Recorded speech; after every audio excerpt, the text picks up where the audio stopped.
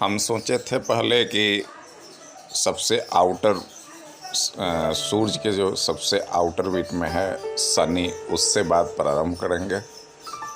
फिर उसके नीचे जस्ट नीचे है गुरु, उसके बारे में हम बात करेंगे। तब मंगल की बात करेंगे, तब बुध की बात करेंगे, तब चंद्रमा की बात करेंगे। लेकिन पता नहीं क्यों अचानक हमें ये महसूस हुआ कि आज हम शुक्र और मंगल के बारे में बात करें। हमारे पृथ्वी के आगे, जस्ट आगे ऑर्बिट में शुक्र है और जस्ट पीछे मंगल है, और मंगल के जस्ट पीछे क्षुद्र ग्रह हैं, बहुत सारे, अनेकों हैं, संख्या पता नहीं। तो एक शुक्र कारक है भोग का और मंगल कारक है युद्ध का। ये मनुष्यता से कभी जा ही नहीं सकती, क्योंकि ये पृथ्वी के एकदम आगे और पीछे है। तो मनुष्यता से कभी जा ही नहीं सकती दो चीज़, एक भोग और एक युद्ध।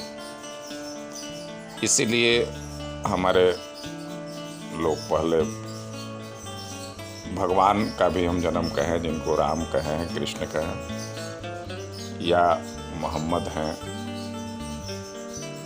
कोई भी है, तो जो भी है उन्होंने युद्ध जरूर किया और कुछ हद तक कृष्ण भगवान ने भोग भी किया। तो ये दो चीज हमारे जीवन से, जब तक ये पृथ्वी है और यहाँ मनुष्य है, ये दो चीज कभी नहीं जाएगा। इसलिए हम बताना मेरा महत्वपूर्ण है। अभी महत्वपूर्ण इसलिए है कि भोग और युद्ध, बैटल, ये कभी पृथ्वी पर जब तक पृथ्वी है और पृथ्वी पर जब तक मनुष्य है, कभी भी यहाँ से विदा नहीं हो सकता। और मनुष्यता, आज तक की मनुष्यता, जब से ये पृथ्वी है, जब से मानव इतिहास का हमें पता है, तब से आप लोग खुद भी विचार करेंगे कि ये दो चीज़ नहीं गया है कभी भी। युद्ध मानव का गुण रहा है। राम जी भी हमारे भगवान राम इसलिए हो पाया कि एक रावण कहीं थे। अगर रावण नहीं रहते, मैं उनका नाम आदरपूर्वक ले रहा हूँ, भले हम लोग उनको बुरा कहते हैं, वो अलग मैटर है। बात केवल इतना ही था कि कुछ न कुछ आपस में विवाद था। वो स्त्री को उनको ले गए, क्यों ले गए, ये थोड़ा विवाद का विषय है। उन्होंने कोई दुर्व्यवहार भी नहीं किया। प्रकांड ज्योतिषी थे, प्रकांड विद्वान थे, प्रकांड शिव भक्त थे, सब कुछ थे। कहीं से केवल जो हमारे फिल्मों में दिखाया जाता है या हम जो खलनायक की कल्पना करते हैं, वे नहीं थे वो। लेकिन फिर भी दोनों में युद्ध हुआ और राम का विजय हुआ। तो राम को आज इतिहास, हम जब भी इतिहास कहे या पौराणिक कथा, आप लोग निर्णय करिए, उसके बारे में हम निर्णय नहीं करेंगे। जो कुछ भी हुआ तो वो रावण के चलते ही राम का जो भी अस्तित्व है, या भगवान को कहलाए, या बहुत महापुरुष कहलाए, या मर्यादा पुरुषोत्तम कहे, जो भी कहे। कृष्ण भी शायद बचपन में कंस नहीं होते तो उनका भी कोई अस्तित्व नहीं था। कंस से ही उनकी यात्रा शुरू होती है और महाभारत तक जाती है, बाद में द्वारिका तक भी जाती है। लेकिन उनके जीवन में हर समय युद्ध है और भोग भी है। और मनुष्य अपने ऊपर भी देख ले, वह चाहे उसका अपना अंदर का युद्ध हो या बाहर किसी से युद्ध हो, या भोग किसी भी प्रकार का भोग हो, वो वस्तु के रूप में, भौतिक वस्तु के रूप में, सामान का हो, स्त्री का हो, जो हो, मतलब भोग एक इम्पोर्टेंट पार्ट रहा है और युद्ध एक इम्पोर्टेंट पार्ट रहा है हमेशा से इतिहास में। जब से हम लोग जानते हैं मानव सभ्यता के इतिहास, तब से है। और हमेशा देखते हैं, कभी भी न युद्ध खत्म हुआ और न भोग विलास खत्म हुआ। आदमी की अभिलाषा क्या है? भोग विलास, और उसके लिए ज़रूरत पड़ने पर वो युद्ध करता है। हम साधारण मानव की बात कर रहे हैं। फिर यहाँ हम भगवान को नहीं लाएंगे, क्योंकि दृष्टता हो जाएगी, वो हम नहीं करेंगे। जिसको हम सभी भगवान मानते हैं, पूरा भारत मानता है या और भी विश्व मानता है, तो उनके प्रति कोई धृष्टता नहीं करेंगे। लेकिन ये सब हुआ है और आप लोग खुद गवाह बनिए इस चीज़ के और इस पर ध्यान दीजिए। और पृथ्वी के एकदम आगे पीछे यही दोनों प्लेनेट है, तो इनका असर, इन दोनों का असर पृथ्वी पर थोड़ा ज़्यादा है। चंद्रमा का है वो हम अलग चैप्टर उसका, बिल्कुल चंद्रमा का तो हो सकता है कि 2-3 एपिसोड केवल चंद्रमा में चला जाए, क्योंकि चंद्रमा हमारा प्राकृतिक उपग्रह है और सबसे नज़दीक है। फिर भी उसके अपेक्षा शुक्र और मंगल थोड़ा दूर है, लेकिन फिर भी ग्रह के रूप में शुक्र और मंगल ही हमारे आगे पीछे है। फिर बुध है और फिर बृहस्पति और शनि का भी बहुत बड़ा रोल है। लेकिन हम चाहते थे कि शनि से चर्चा शुरू करें और बृहस्पति से आते हुए लास्ट में बुध होकर के चंद्रमा तक आए, क्योंकि हमें ये बताना है कि ये एस्ट्रोलॉजी ही एस्ट्रोनॉमी है। आज इसको हम लोग एस्ट्रोनॉमी कहते हैं, इसलिए कि हम लोग अंतरिक्ष में जा सके। अंतरिक्ष में गए तो क्या क्या हुआ ये वैज्ञानिक बताएंगे, और आप लोग भी रिसर्च कर सकते हैं कि जब वैज्ञानिक पृथ्वी का 200 किलोमीटर वायुमंडल छोड़ के जब ऊपर गए तो कितना वेव था पूरे सौर मंडल का और पूरे ब्रह्मांड का, तारों का कितना वेव था, कितनी यहाँ पर साउंड के रूप में या उसके एनर्जी के रूप में कितना चीज़ आ रहा था। जब हम अंतरिक्ष में गए तब हमको पता चला। बात केवल इतनी है कि एस्ट्रोलॉजी में हम साबित करते हैं या कहते हैं कि आदमी पर असर है, एक एक आदमी पर इंडिविजुअल अलग अलग असर है। और भगवान को इतना समय नहीं है, इतना बड़ा ब्रह्मांड है। हम पीछे बताए हैं एक एपिसोड में, इतना बड़ा ब्रह्मांड है कि शायद इस ब्रह्मांड में अरबों खरबों पृथ्वी हो, और कोई ब्रह्मांड का रचयिता अलग अलग तो हो नहीं सकता है। इस सौरमंडल का अलग हो और सौरमंडल का अलग हो और सौरमंडल का अलग हो, अरबों खरबों हमारे ईश्वर हों, चाहे हम उसको नाम ईश्वर दे, अल्लाह दे, गॉड दे, जो दे।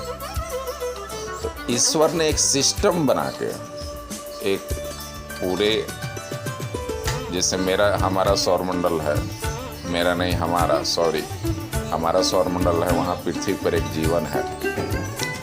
इसी तरह वैज्ञानिक भी आज कल्पना तो कर ही रहे हैं कि हो सकता है कि अरबों पृथ्वी हो, अरबों खरबों पृथ्वी हो। हर एक सूर्य का एक ऐसा ग्रह हो उसके ऑर्बिट में जहाँ जीवन हो, और सभी तारों के नहीं भी होंगे तो 10% भी मान ले, 5% भी मान ले, कहेंगे अभी तो बहुत सारे तरह का जन्म हो रहा है और बहुत तरह का मृत्यु भी हो रहा है। तो उसी के साथ उसके जो जीवन वाले ग्रह होंगे उनका भी अंत और उदय हो रहा होगा। तो जितने इस ब्रह्मांड में तारे हैं उनका परिवार अगर ग्रह मंडल के रूप में माने तो, और एक भी पृथ्वी 10% तारों के बीच में हो तो भी संख्या अरबों की हो जाएगी। और अगर ईश्वर कोई है और 1 मिनट भी अपना समय एक ग्रह पर दे तो आप भी जानते हैं कितना लगेगा उसको। हजारों लाखों साल लग जाएंगे एक ग्रह को टाइम देने के लिए। तो ईश्वर ने एक ग्रहों का सिस्टम बना दिया, हर एक तारों के परिवार में एक ग्रह का सिस्टम बना दिया, जो वही अब सब समझते हैं। हमारी पृथ्वी पर ईश्वर की को आने की ज़रूरत नहीं है। अब ये हम बात कर रहे हैं तो आपको ये विभेद हो सकता है कि राम भी हमारे ईश्वर थे कि नहीं, कृष्ण भी ईश्वर थे कि नहीं। तो इसमें तो विवाद है और विवाद रहेगा कि ईश्वर थे या ईश्वर के समतुल्य थे। ऐसा उनका मानवीय विकास इतना चरम पर हो गया था कि उनको हमने ईश्वर कह दिया।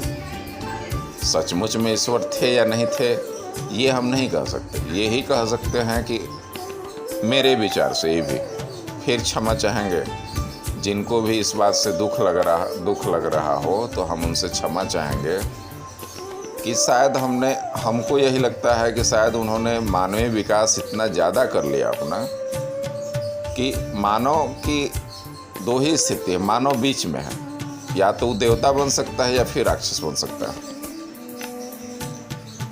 तो मानव में ही कोई बहुत विकास करके देवता बन गया, हमने उसे ईश्वर कह दिया। मेरा इस विषय में यही विचार है। किसी का अन्य विचार हो तो कम से कम हमारे सनातन धर्म में तो इसकी इजाज़त है कि हम राम की भी आलोचना कर लेते हैं, कृष्ण की भी आलोचना करते हैं, फिर भी हमें कोई सनातनी धर्म से कोई अलग नहीं कहता या हमारी बहुत आलोचना नहीं करता। और इसीलिए शायद इस पृथ्वी पर इसीलिए सनातन है कि एक अनुभव से, एक बहुत चिरकालीन अनुभव से ये धीरे धीरे धीरे धीरे ज्ञान आ रहा है। हमारा कोई एक कोई पैगंबर भी नहीं है। जिनका है मैं उससे कोई असहमत भी नहीं हूँ, इनकार भी नहीं कर रहा हूँ। जिनका है वो मान रहे हैं, माने, उनकी पूरी आज़ादी है। यहाँ हमारे हिंदुस्तान में ही बुद्ध हुए, उनके वो भी एक पैगंबर की तरह थे, उनके भी अनुयायी हैं। हमारे ही देश में भगवान महावीर हुए, उनके भी अनुयायी है और उनकी अपनी दृष्टि है। तो यहाँ तो बहुत ज़्यादा विविधता है। बाकी हम और किसी की बात किए तो बात हम तो सीधे नहीं किए, लेकिन फिर भी कोई किसी को ठेस पहुंच रही तो हम क्षमा चाहेंगे। और बात अंततः वही शुक्र और मंगल पर, कि शुक्र और मंगल हमारे सौर ऑर्बिट में हमारे पृथ्वी के जस्ट आगे और पीछे हैं। तो ये दोनों हमेशा बहुत ज़्यादा इम्पोर्टेंट रहा है हमारे पृथ्वी ग्रह पर। युद्ध और भोग दोनों, एक युद्ध के कारक हैं, एक भोग के कारक हैं। तो आज के लिए इतना ही, धन्यवाद। फिर आगे वीडियो बताएंगे।